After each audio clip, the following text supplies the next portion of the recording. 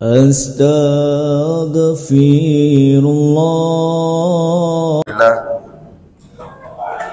wa ala alihi wa sahbihi wa mawalah wa la hawla wa la quwwata illa billahi wa ba'd.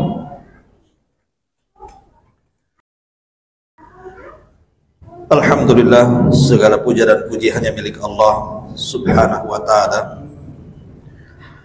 Salawat dan juga salam kita hadiahkan kepada Rasul kita Nabi besar Muhammad sallallahu alaihi wa ala alihi wasallam. Pembahasan di malam hari ini kita akan membahas tentang 20 amalan yang pahalanya setara dengan jihad. Karena ada hadis dari Abdullah ibn Abbas radhiyallahu anhuma, posisinya masih disebut, dan amalan-amalan yang dilakukan di 10 awal bulan Dzulhijjah itu setara dengan orang yang mati syahid. Maka pembahasan di malam hari ini kita akan membahas tentang amalan-amalan yang setara dengan orang yang berjihad alias mati syahid. Baik, sebelum saya jelaskan 20 amalan yang pahalanya setara dengan jihad di jalan Allah Azza wa Jalla, sedikit kita akan mengenal tentang keutamaan orang yang mati syahid. Dalam sebuah hadis Nabi SAW mengatakan, lisyahidi indallahi sab'u khisalin.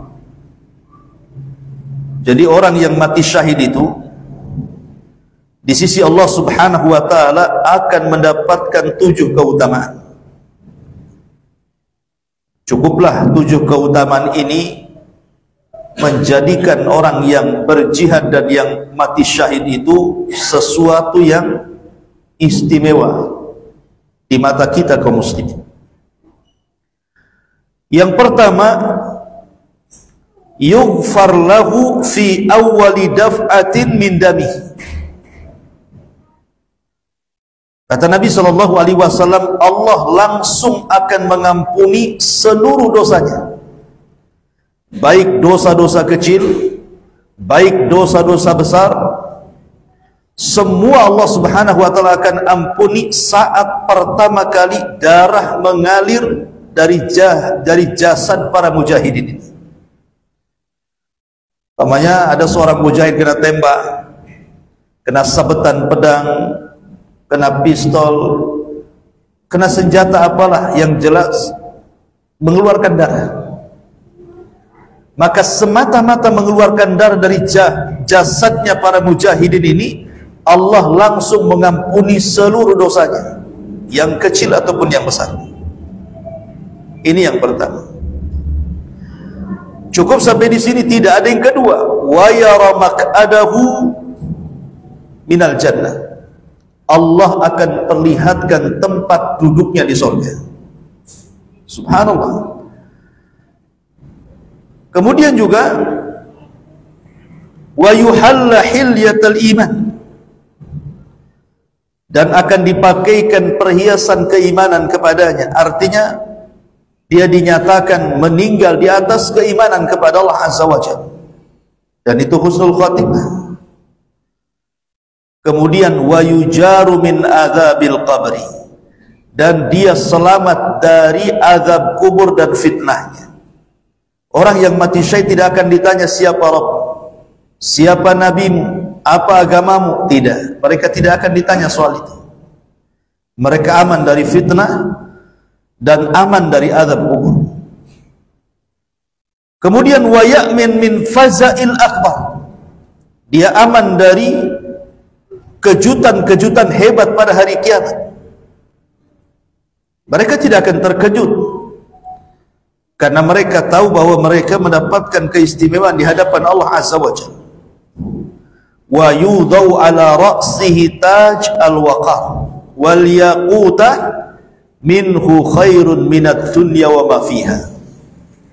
dan akan diletakkan di atas kepalanya piala-piala yang terbuat dari perhiasan mahal yakut, yang yakut itu lebih baik daripada dunia dan isinya. Cukup sampai di sini? Kata Rasul, tidak. Wa yuzawwaj ithnataini wa sab'ina zaujatan, akan dikawinkan 72 bidadari min huril ain. Bahkan lebih daripada itu, wa yushaffa' sab'ina min aqaribihi, diizinkan memberikan syafaat kepada 70 orang dari keluarganya. Lihat, cukuplah 7 perkara ini keutamaan besar bagi orang-orang yang mati syahid. Makanya di zaman Nabi, saking besarnya pahala orang yang mati syahid itu, walaupun mereka baru menikah dan belum melakukan hubungan dan akan melakukan hubungan suami istri di malam pertama, kalau ada seruan jihad, maka mereka memilih jihad dibandingkan melayani istri. Itu di zaman para sahabat, seperti yang terjadi kepada siapa? Kepada seorang sahabat Nabi SAW yang bernama Handalah. Handalah sampai dia lupa mandi junub. Jadi selepas dia melakukan hubungan suami istri itu, lupa dia mandi junub, karena langsung datang kepada seruan jihad yang diutus oleh Nabi SAW. Ya khailallah irkabu, wahai kuda-kuda Allah, bersiaplah kalian. Handalah langsung dia pergi, kemudian mati syahid dan belum junub. Makanya ketika kematian Handalah ini, para malaikat sibuk memandi besarkan Handalah ini. Makanya Handalah digelari ghasilul malaikah, sahabat yang dimandi besarkan para malaikat. Bahkan yang lebih luar biasa lagi adalah Julaibib, bahkan tidak sempat berhubungan. Dia langsung kemudian ikut berperang dan mati syahid, berhasil membunuh 7 orang musyrik, kemudian dia mati. Sampai terharunya Nabi SAW mengatakan kepada sahabat ini, dia adalah bagian daripada aku dan aku bagian daripada dirinya. Jadi seperti itu para sahabat Nabi SAW. Bahkan Abdullah ibn Haram yang menjadikan surah Al-Imran ayat 167 sampai 170 turun, itu disebabkan kisahnya Abdullah ibn Haram. Abdullah ibn Haram ini sudah tua, tidak layak berjihad, dan orang tua memang ada uzur, tidak jihad pun tidak ada masalah, karena percuma saja berjihad, badan sudah lemah, tangan pun sudah tidak bisa mengayunkan pedang. Ya bahasanya nyator nyawa aja jadinya kan, namanya orang sudah tua. Tapi keinginan Abdullah ibn Haram ini ingin berjihad luar biasa. Dia datang menemui Nabi SAW dan mengatakan, Rasul, izinkan aku terlibat dalam jihad di perang Uhud ini. Sudah tidak ikuti perang Badar, masa saya tak ikuti perang Uhud? Katanya, libatkan aku di Uhud. Katanya. Akhirnya Rasul SAW mengatakan, sudahlah, urus keluarga. Tapi karena dia memiliki semangat jihad luar biasa, akhirnya diterima juga. Diprotes sama Jabir anaknya dengan mengatakan, Rasul, batalkanlah bapakku tuh. Kau sudah tahu bapakku tua, masa dilibatkan dalam jihad? Maka Rasul memanggil kepada Abdullah ibn Haram, ya Abdullah, gimana nih saran anakmu Jabir? Sebaiknya kau tidak ikut jihad. Maka dia marah kepada Jabir di hadapan Rasul dan mengatakan, ya Rasulullah, laulal jannah la afartuka iya. Rasul, kalau bukan karena surga, aku siap digantikan putraku Jabir. Tapi ini urusan surga, aku tak mau. Coba lihat, luar biasa ya. Kalau kita kan dah, malah kalau ada yang gantikan senang. Gitu. Kalau ada yang gantikan itu makin senang. Selamatlah nyawa saya gitu. Jadi akhirnya kemudian Abdullah ibn Haram pun masuk dalam pertempuran. Dia pula orang yang pertama kali gugur. Ya gimana dia nggak punya ketangkasan dalam perang, dia sudah tua. Dia yang pertama kali gugur, mati syahid. Setelah dia meninggal, ruhnya ini dihadapkan kepada Allah Subhanahu wa ta'ala. Kemudian Allah bertanya kepada ruhnya ini, tamanna ya abdi, bercita-citalah wahai hamba, engkau sudah berperang karenaku, kira-kira apa balasan dan imbalanku untukmu? Tamanna ya abdi, bercita-cita untukku. Maka Abdullah ibn Haram mengatakan di alam ruh di hadapan Allah Azza wa Jal, aku tidak bercita apapun ya Rabb, kecuali kau hidupkan agar aku bisa berperang kedua kali dan aku bisa mati syahid kedua kalinya. Itulah luar biasa orang dulu. Kenapa?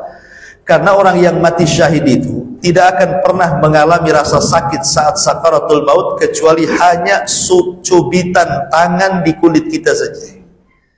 Rasanya antum dicubit seperti apa? Seperti itulah rasa sakitnya kematian orang yang mati syahid. Makanya kenapa orang-orang penduduk sorga itu kalau sudah masuk ke dalam sorga tidak mau balik ke dunia, kecuali orang yang mati syahid.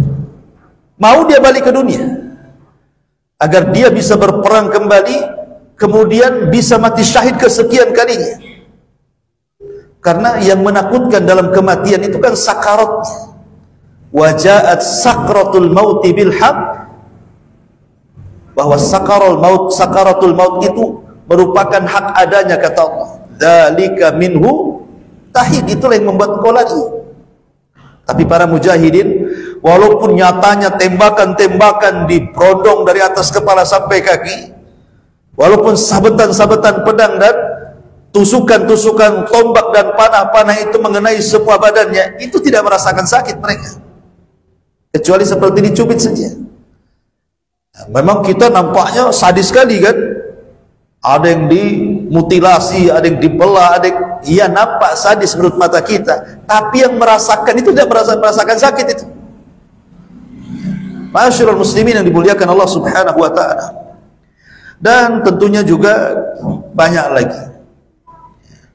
lagi keutamaan-keutamaan para mujahidin. Kita tidak hendak bicara soal keutamaan jihad, tapi yang jelas bahwa jihad sendiri kan ada 3 macam. Ada namanya jihad melawan hawa nafsu, dan itu seafdol-afdolnya jihad. Yang kedua melawan syaitan, kemudian yang terakhir baru melawan orang-orang kafir. Ya, maksudnya apa? Melawan hawa nafsu ya dengan belajar. Seperti antum duduk di majelis taklim ini, mempelajari agama Islam dengan benar, itulah kita sedang berjihad melawan hawa nafsu. Karena tidak mungkin kita menundukkan hawa nafsu kecuali dengan ilmu. Adapun melawan syaitan, itulah dengan berusaha mengeluarkan syubhat-syubhat dan syahwat yang ada pada diri kita. Karena syaitan itu kan hendak menyimpangkan kita dengan memberikan syubhat. Maka lawanlah syubhat itu. Kemudian melawan orang kafir ma'ruf, tapi tentunya juga ada kaedah-kaedah dalam berjihad. Baik, kita akan masuk, lalu amalan apa saja yang sebanding dengan jihad ini? Ma'asyiral muslimin wal muslimat rahimani wa rahimakumullah. Amalan yang sebanding dengan jihad ini dibagi menjadi dua bagian. Bagian yang pertama adalah semua amalan soleh, kalau dilakukan di 10 awal bulan Dzulhijjah, maka semuanya sama pahalanya dengan orang yang mati syahid. Jadi amalan apa saja tanpa terkecuali yang dilakukan siapapun dan amalan apapun, baik kecil ataupun besar, yang jelas itu amal soleh, kalau dilakukan di 10 awal bulan Dzulhijjah saat sekarang ini, maka pahalanya sama dengan orang yang mati syahid. Entah kita baca Quran, entah kita zikir, entah kita berdoa, entah kita birrul walidain, entah kita berdakwah mengajak manusia kepada kebaikan dan mencegah dari kemungkaran, sebutkan ibadahnya, itu pahalanya sama dengan orang yang mati syahid. Kalau dikerjakan di tanggal 1 sampai tanggal 10 saja, semua amalan rata berdasarkan hadis yang kita baca tadi. Tidaklah seseorang itu beramal soleh di hari-hari 10, maksudnya 10 awal bulan Dzulhijjah, kecuali sama dan sebanding dengan orang yang berjihad membawa harta dan jiwanya dan tidak pernah kembali ke rumahnya.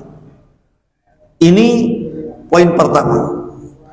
Lah poin yang kedua, amalan-amalan ini setara dengan jihad, baik dilakukan di 10 awal bulan Dzulhijjah atau dilakukan di bulan-bulan yang lainnya dalam setahun, sama saja.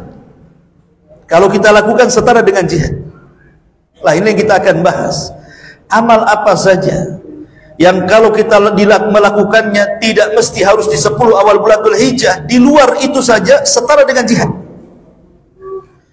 20 amal yang sebanding dengan jihad. Pertama, talabul ilmi, menuntut ilmu seperti antum ini. Karena Nabi SAW bersabda dalam sebuah hadis yang dihasankan oleh Syekh Nasiruddin Al-Albani rahimahullahu taala dari Nabi SAW, man kharaja fi talabil ilmi fahuwa fi sabilillahi hatta yarji'ah. Barang siapa yang keluar dari rumah-rumah antum kemudian bermaksud untuk menuntut ilmu, maka ia sedang berjihad di jalan Allah sampai kembali ke rumah antum. Jadi thalabul ilmi itu kal mujahid. Jadi kalau Allah takdirkan nih antum dari rumah kemari, memang niatnya untuk belajar, untuk thalabul ilmi, duduk di majelis taklim, Allah takdirkanlah kemudian terjadi kecelakaan, kemudian Allah takdirkan meninggal, maka meninggalnya sama dengan orang yang mati syahid. Itu maksudnya. Tapi jangan sengaja ditabrak-tabrakan atau menabrakkan diri. Itu mati konyol, bunuh diri, masuk neraka. Jadi maksudnya kalau memang kehendak Allah seperti itu, maka dia dihukumi mujahid. Yang kedua, orang yang berusaha membantu janda-janda miskin ataupun orang-orang miskin, kita bantu mereka, kita ringankan beban mereka. Maka Nabi SAW mengatakan, as-sa'i alal armalati wal miskini kal mujahidi fi sabilillah awil qa'imil laila sa'imin nahara. Orang yang berusaha menolong janda-janda dan orang-orang miskin akan mendapatkan pahala seperti orang yang berjihad di jalan Allah, bahkan seperti orang yang qiyamul lail semalaman suntuk, dan seperti orang yang berpuasa sehari penuh. 3 keutamanya tuh. Seperti mujahid, 1, seperti orang yang puasa, dan yang seperti menghidupkan 1 malam qiyamul lail. Hanya sekedar menolong mereka, menolong janda-janda. Nah, kalau antum ada janda tolong, ya. Tentu janda-janda itu yang sudah tua-tua, yang usianya sudah 70. Memang kan tidak bisa dia cari makan, ya udah susah, udah lemas. Itu kita tolong mereka. Antum cari janda yang 20 tahun, bukan nolong, poligami antum. Ya tidak masalah gitu kan, kalau mampu. Tapi kan di sini maksudnya adalah janda-janda itu kan kenapa kemudian diberikan pahala? Karena di zaman Nabi, kenapa banyak janda? Karena suaminya banyak yang gugur di medan perang. Sehingga kemudian yang memberi makan sudah nggak ada, yang bertanggung jawab itu sudah nggak ada kan itu. Karena zaman dulu kan memang suami yang mencari uang. Ketika kemudian tulang punggung yang nggak ada, otomatis kondisi mereka akan berbeda ketika hidup suaminya. Makanya Nabi SAW sangat menganjurkan untuk membantu mereka, termasuk orang-orang miskin. Maka ini amalan yang kedua yang sebanding dengan para mujahidin. Kemudian amalan yang ketiga, birrul walidain, berbuat baik kepada kedua orang tua atau berbakti kepada orang tua. Di zaman Nabi ada seorang anak muda itu datang dari negeri Yaman, Son'a, menuju Madinah. Jadi dia ingin betul-betul daftar menjadi mujahidin. Dia datang kepada Nabi SAW, ya Rasul, libatkan aku dalam jihad. Kata anak muda ini kepada Rasul. Kata Nabi SAW, lihat bagaimana Rasul ketika menjawab permintaan anak muda itu. Dia tidak bertanya soal skill perang. Rasul tidak mengatakan kau mau jihad bisa apa? Main pedang, main tombak, panah, naik kuda, strategis perang, ahli nuklir. Tidak. Rasul tidak bertanya soal skill jihad. Padahal orang ini mau terlibat dalam jihad. Yang Rasul tanya itu soal orang tua. Kata Rasul, ahayyun walidaika, masih hidup kedua orang tuamu? Maka anak muda ini mengatakan, masih wahai Rasul, ketika aku tinggal mereka menangis, katanya. Maka Nabi SAW mengatakan, sebaiknya kau pulang, berjihadlah kepada kedua orang tuamu.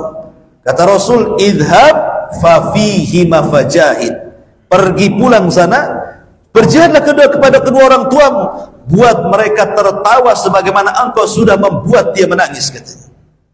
Lihat bagaimana Nabi SAW, kalau memang jihad itu sesuatu yang sangat istimewa, tentu Rasul akan menerima, kan? Menerima.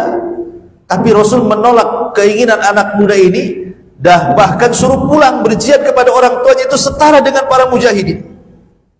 Makanya bersyukurlah antum yang masih ada orang tua.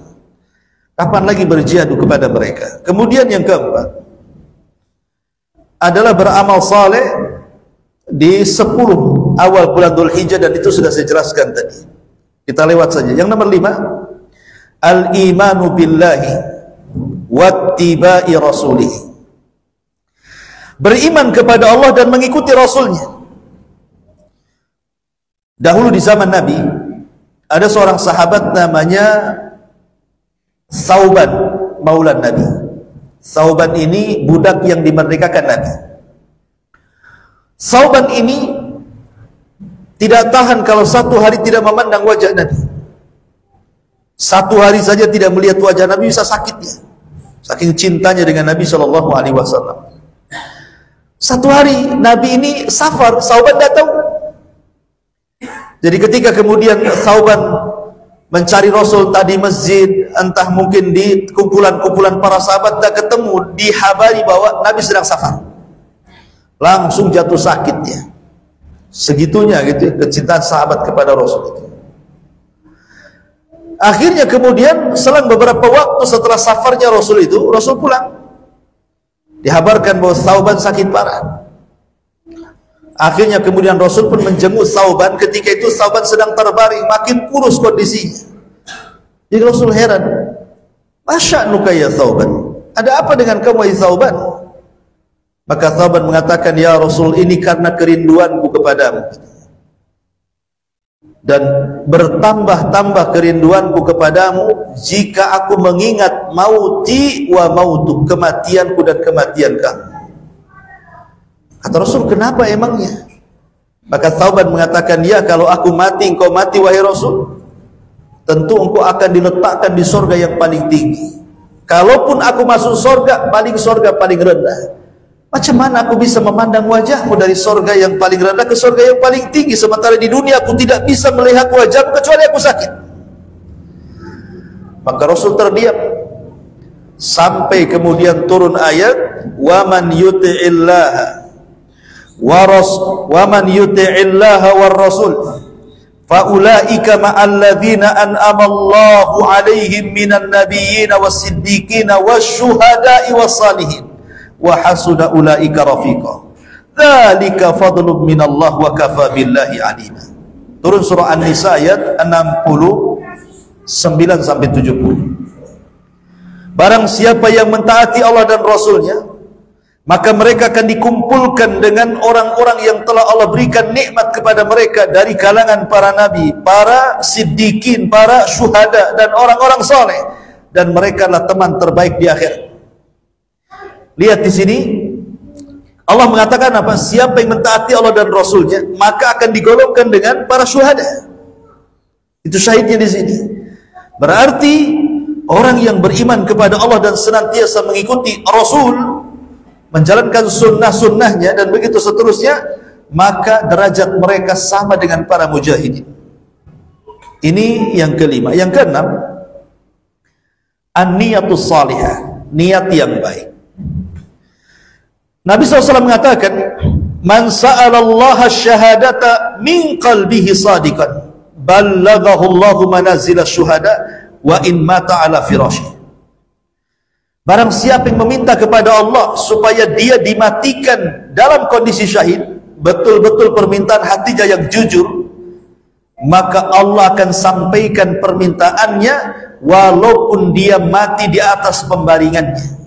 Artinya minimalnya ikhwan, kalau kita tidak bisa sehebat saudara-saudara kita di Palestina atau saudara-saudara kita di penjuru dunia yang berjihad melawan orang-orang kafir itu, maka minimalnya ada dalam hati itu keinginan untuk jihad, ya, karena keinginan itulah yang membawa tingkatan kita kepada orang yang mati syahid. Lihat Khalid bin Walid. Khalid bin Walid itu ma'ruf sejarahnya kan, kalau dihitung tusukan pedang yang ada di badannya gak kehitung, saking banyaknya. Entah tusukan pedang, tusukan panah, tusukan tombak, mungkin dari ujung kepala sampai kaki penuh Khalid itu dengan tusukan itu. Tapi Khalid tidak ditakdirkan mati menjadi seorang mujahid.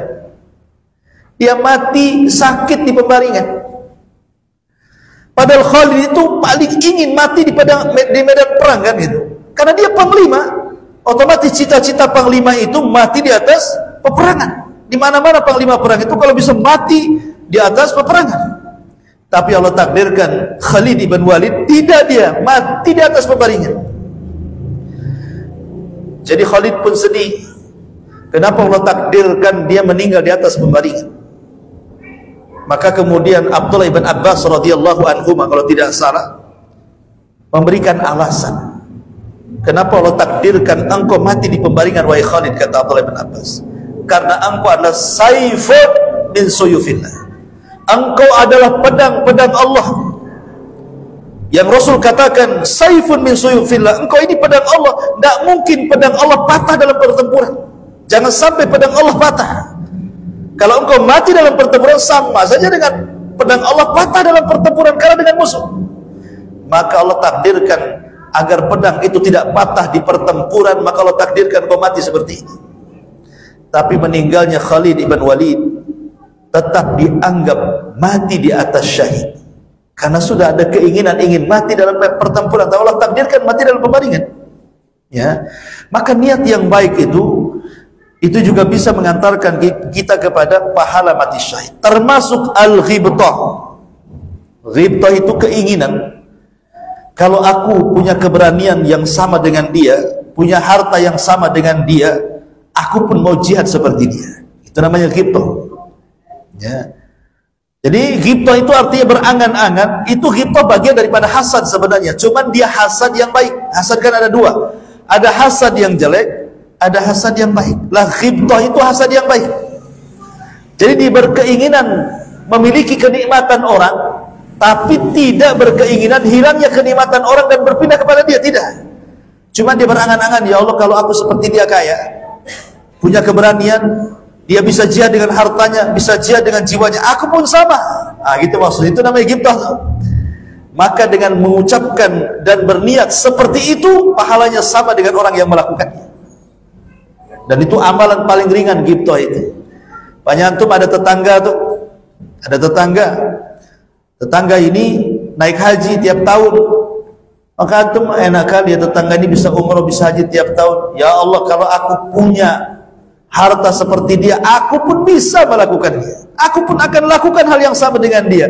Maka antum sudah dapat pahala haji dan umrah yang ia lakukan. Kan enak, tinggal menghayal saja dapat pahala. Itu namanya ghibtah. Ya, ghibtah itu amalan hayalan tapi pahalanya besar. Ya, tapi jangan sekali-kali ghibtah itu kepada yang buruk, karena dosanya juga akan besar. Ada tetangga, dia bos judi, gitu ya. Pokoknya kemana-mana bawa perempuan, berzina suka-suka dia. Antum terpikir, aku pun kalau kayak dia sama juga lah, kata. Bahaya antum. Dosa dia sama dengan antum yang berpikir negatif itu. Jadi ghibtah ini hati-hati menghayal ini, karena menghayal bisa jadi pahala, bisa jadi dosa. Maka berhayallah dengan hayalan positif. Ya, ini yang ketujuh. Yang kedelapan, as-salatu ala waktiha. Salat tepat waktu. Dari Abdullah bin Mas'ud radhiyallahu an, dia mengatakan, sa'altu Rasulullah sallallahu alaihi wasallam ayyul a'mali ahabbu ilallah. Rasul, kata Abdullah bin Mas'ud, apa sih amal yang paling dicintai Allah tuh? Maka Rasul mengatakan, as-salatu ala waqtiha, salat tepat waktu. Qultu, kemudian aku katakan, apalagi ya Rasul? Qala thumma birrul walidain, berbuat baiklah kau kepada kedua orang tua. Kemudian kata dia, bertanya lagi, apalagi wahai Rasul? Thummal jihadu fi sabilillah, kemudian berjihad di jalan Allah. Istinbatnya adalah ketika Nabi menyebut satu nafas amalan yang paling dicintai Allah, pertama salat tepat waktu, yang kedua birrul walidain, yang ketiga jihad, menunjukkan bahwa salat tepat waktu itu pahalanya sama dengan birrul walidain dan sama dengan para mujahidin. Disebut satu nafas di sini. Ya, makanya sholat tepat waktu itu luar biasa. Untunglah bagi muazin, pasti dia tetap sholat tepat waktu itu muazin. Karena mau tidak mau kan dia yang azan. Luar biasa para muazin itu. Al-amalu ala sadaqah, bekerja untuk menafkahi keluarga. Ya. Nabi SAW mengatakan, al-amilu bil haqqi ala sadaqati kal ghazi fi sabilillah hatta yarja ila baiti. Dalam hadis yang disahihkan Syekh Albani dan dicantumkan dalam Sahihul Jami', orang yang bekerja, betul-betul bekerja dengan semangatnya, dia bekerja untuk memberikan sedekah kepada keluarganya, memang untuk menghidupi anak istrinya gitu ya, maka keluarnya dia dari rumah itu seperti orang yang keluar berperang di jalan Allah sampai dia kembali ke rumahnya. Jadi kalau niatnya soleh, insya Allah keluar rumah, kalau takdirkan di tempat pekerjaan kemudian kemalangan, musibah, akhirnya meninggal gitu, entah jatuh, entah ketabrak, entah apa kan, kalau memang niatnya dari rumah itu betul-betul karena Allah untuk menafkahi keluarganya dan dia orang soleh, maksudnya tidak meninggalkan yang wajib, menjauhi yang haram gitu kan, dan dia diniatkan keluarnya itu betul-betul karena Allah ingin mencari nafkah, maka dia terhitung kal mujahid, seperti para mujahid ya. Kemudian yang nomor 10, termasuk juga mungkin orang ini tidak punya keluarga. Kalau tadi kan punya keluarga tuh ya, jelas ya kan, dia keluar untuk nafkahi anak istrinya. Ini tidak punya keluarga tapi sudah bekerja. Kalau bekerja dia memang masih bujangan begitu ya, dia bekerja itu untuk al-afaf, supaya dia jangan mengemis ke sana kemari, kasihan merepotkan orang tua terus ya, dan juga dia tidak mau mengemis kepada orang, memang bekerja dengan cara halal, maka itu sama juga pahalanya dengan para mujahid. Ataupun dia bekerja ingin membantu orang tuanya, memang dia bekerja itu ingin membantu orang tuanya karena dia belum nikah, jadi dia ingin bantu orang tuanya karena kasihan orang tuanya sudah tua, dia bantu, pokoknya saya tidak akan menikah sampai membantu orang tuanya. Maka Nabi SAW ketika melihat ada seorang sahabat yang sangat hitam kulitnya, tetapi semangat bekerja, apa kata Nabi SAW? Lau kana hadza fi sabilillah. Kata Nabi SAW, seandainya pria macam ini ikut berjihad, sahabat mengatakan, Rasul, seandainya orang seperti ikut jihad tentu pasti akan menang peperangan, karena orangnya kokoh, kekar, semangat gitu kan. Ini kalau dilibatkan jihad mantap nih, kata sahabat. Tapi Rasul mengatakan tidak. In kana kharaja yas'a ala waladihi sigharan fahuwa fi sabilillah, wa in kana kharaja yas'a ala abawaini shaykhaini kabiraini fahuwa fi sabilillah, wa in kana kharaja yas'a ala nafsihi ya'ufuha fahuwa fi sabilillah, wa in kana kharaja yas'ariyaan wa mufakharatan fahuwa fi sabilis syaitan. Kata Nabi SAW, jika ia keluar rumah bekerja itu untuk menafkahi anak yang kecil, mungkin dia punya anak bayi, maka dia di jalan Allah. Kalau dia kemudian keluar menafkahi kedua orang tua yang sudah tua renta, maka dia juga di jalan Allah. Kalau dia menafkahi untuk menjaga dirinya supaya tidak meminta-minta, merepotkan orang lain, saya harus bekerja sendirian, maka dia pun dianggap di jalan Allah. Tapi siapa yang keluar untuk riak-riaan, untuk bangga-banggaan, maka dia di jalan setan, kata Nabi. Nah, jadi ini pun termasuk amalan sebanding dengan jihad. Orang bekerja itu jangan salah, karena pekerjaan itu mulia selama yang halal. Taib ini yang ke-10. Yang ke-11, al-hajj wal umrah. Tentu bagi perempuan ya, haji dan umrah bagi perempuan itu jihad, karena laki-laki itu jihadnya perang. Kalau perempuan dan wanita-wanita itu jihadnya haji dan umrah. Sebagaimana Aisyah radhiyallahu anha mengatakan, Rasul, laki-laki mendapatkan pahala jihad, lah kami perempuan dapat pahala apa, katanya. Afala nujahid, kenapa kita tidak dilibatkan jihad, kata Aisyah. Kata Rasulullah, lakin afdal al-jihad hajjun mabrur. Bagi wanita seafdal jihad adalah haji yang baik. Ya. Jadi haji itu setara dengan orang yang berjihad. Kemudian juga yang nomor 12, mujahadatu nafsi. Berjihad melawan hawa nafsu. Kata Abu Dzar Al-Ghifari radhiyallahu an, afdalul jihad an yujahida rajulu nafsahu hawa.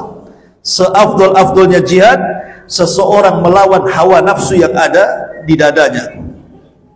Ya, lawan hawa nafsu itu. Mau bermaksiat tidak jadi, mau ke pengajian kayaknya malas, semangatkan, kan itu ya.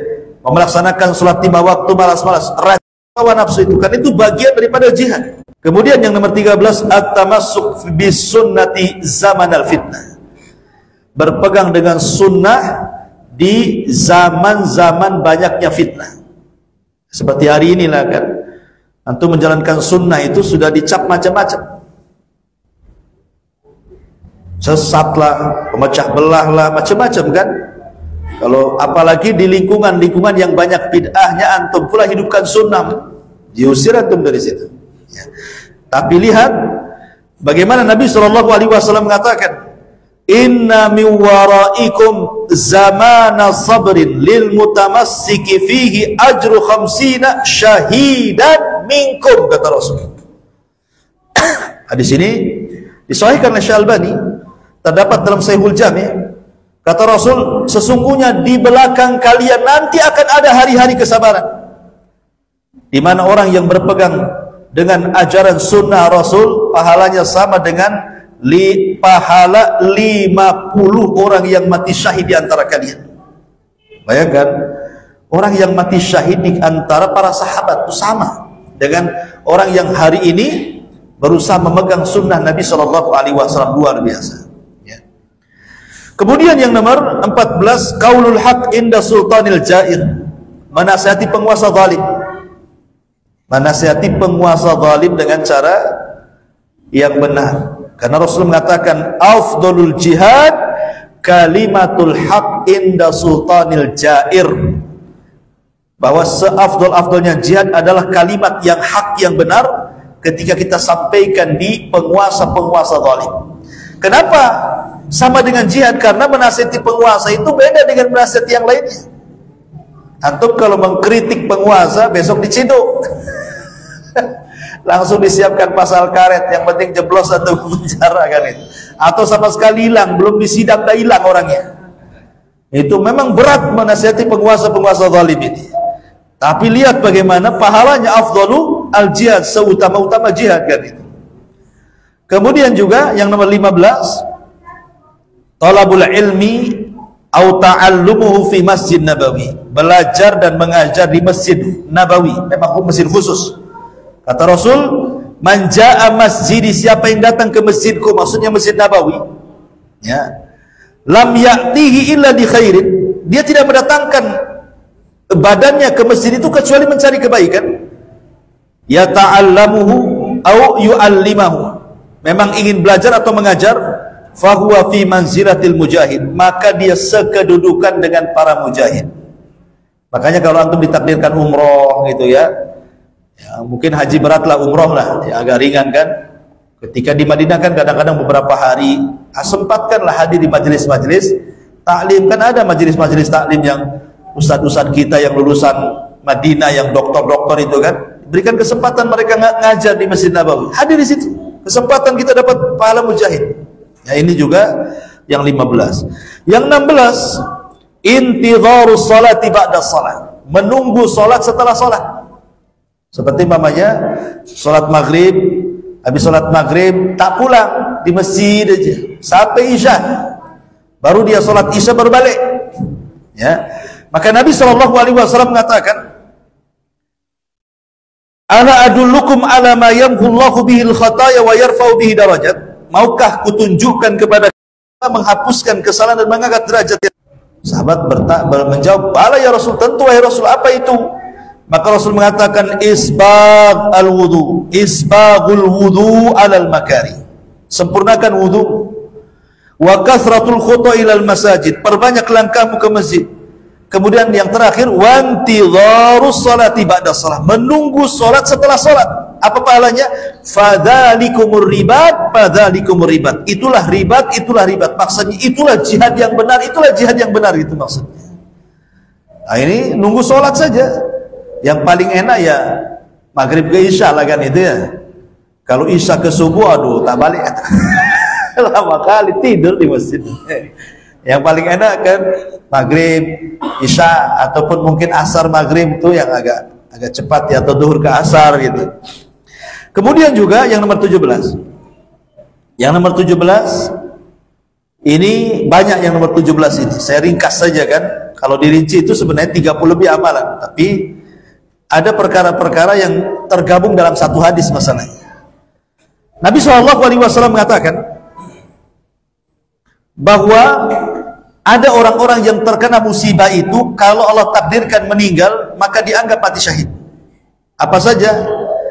Kata Nabi SAW, al-mat'unu syahidun, al-mabtunu syahidun, al-ghariku syahidun, wa sahibul hadami syahidun, wa sahibu dhatil jambi syahidun, wa sahibul haraki syahidun, wal mar'atu tamutu bi jum'i syahidatun.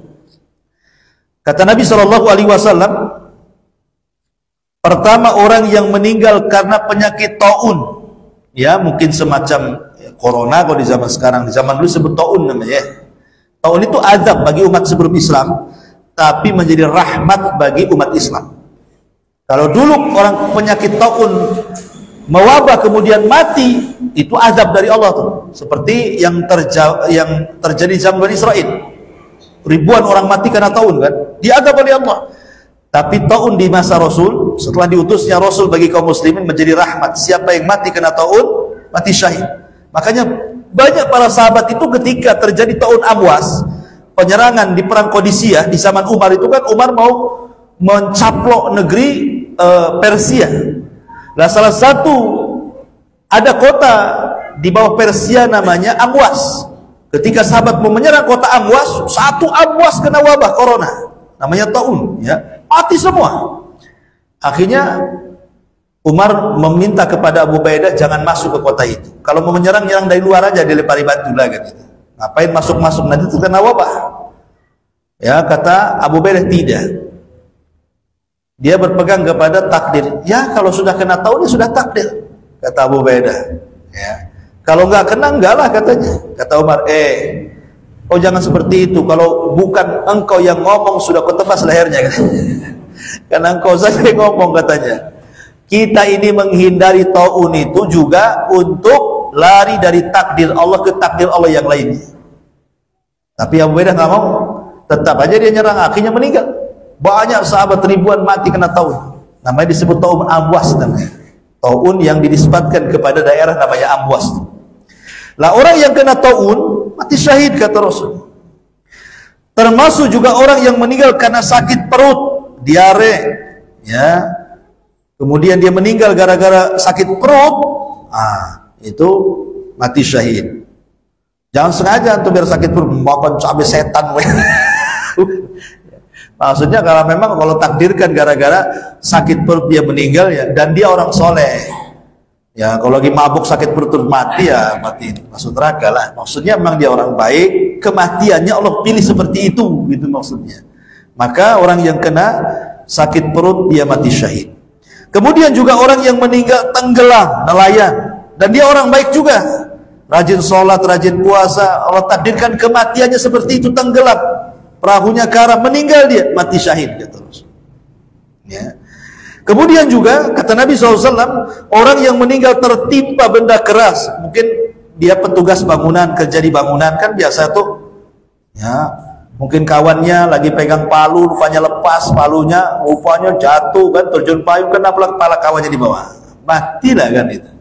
Atau memang mungkin konstruksi bangunannya kurang kokoh atau roboh semuanya, nah, dia tertimbun pula di situ.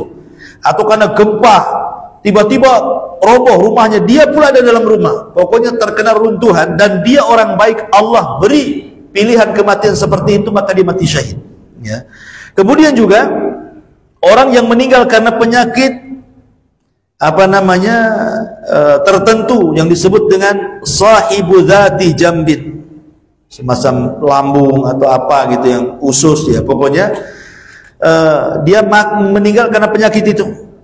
Kemudian juga orang yang terbakar, kebakaran, rupanya dia tidak bisa menyelamatkan diri, akhirnya terbakar mati, dan dia orang baik, Allah pilih kematian seperti itu, maka dia mati syahid. Termasuk seorang wanita saat melahirkan, ya, ketika dia meregang antara menyelamatkan anak dan juga ibunya, tiba-tiba dia memilih, dia meninggal dan anaknya selamat, mati syahid dia. Nah, ini juga di antara yang ke-17 amalan-amalan yang setara dengan syahid. Kemudian yang nomor 18, orang yang membela jiwa, agama dan keluarga. Nabi mengatakan, man qatala duna mali fahuwa syahid, wa man qatala duna damihi fahuwa syahid, wa man qatala duna dinihi fahuwa syahid, wa man qatala duna ahlihi fahuwa syahid. Siapa yang mati membela hartanya, syahid. Siapa yang mati membela darahnya, dia syahid. Siapa yang mati membela agamanya, dia syahid. Siapa yang mati membela keluarganya, dia syahid. Datang pencuri masuk ke rumah, mau ngambil harta kita, kelahi kita dengan pencuri, kita pula kalah dengan pencuri, mati pula kita, ya, maka insya Allah kita mati syahid. Ya, kalau pencurinya yang mati, dia yang sangit kan, itu kan, dia yang mencuri mati pula, maka dia masuk neraka. Kalau seandainya yang mati tuan rumahnya karena dia bela hartanya, bela keluarganya, maka insya Allah dia masuk surga, dia mati syahid. Ya, bela agamanya.